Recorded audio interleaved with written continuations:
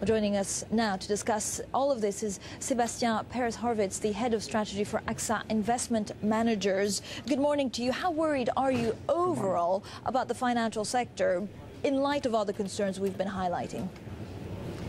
You know, everybody's worried, and as you said, I mean, we have two worries here. First is a new systemic risk like the Lehman Brothers situation almost 2 years ago.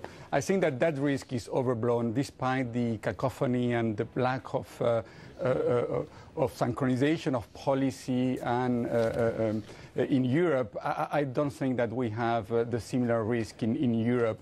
Now, the second risk you have been talking about the whole morning, which is a double dip risk, meaning that we are going to go back into recession. So that one is a bigger risk for Europe in particular. But anyway, the market...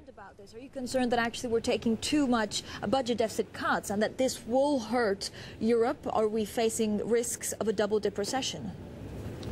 Indeed. I mean, you know, the lack of synchronization in Europe is certainly creating a major risk going forward. I mean, Europe had, you know, put in place a wall of money in order to protect many countries, and unfortunately, this wall of money is not being used. I mean, almost $1 trillion has been put on the table, and this is not used. And countries have decided to cut budget very aggressively, and this indeed will undermine growth going forward.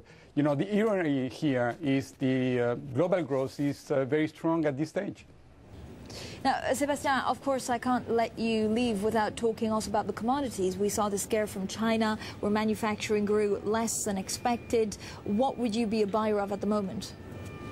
No, we are not buyer. I mean, we believe that the sentiment in the market is quite negative on all risky assets, including commodities, and we could see some rebound as, you know, we see some of these issues and concern settled. But, you know, concerning commodities, we are not very optimistic there because the inventories are very high, and certainly many things depend on China today, on demand from China. But no, we're not very optimistic on commodities, at least for the next, you know, 6 months, because there is, you know, still a lot of slack in this sector, and particularly in the oil market and, you know, certainly the metals. So, indeed, if we were to see, you know, further strong growth in China, we'll be changing our view. But at this stage, what would you be optimistic on? Healthcare, possibly technology?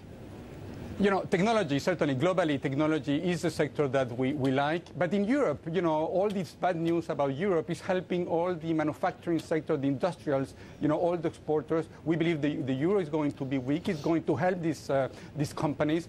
But again, you know, in the global cycle, we believe that growth will stay with us for longer than people expect. And this is certainly going to benefit the tech sector going forward. Sebastian, I also wanted to ask you about the currencies. You actually believe that the euro will go to around 115?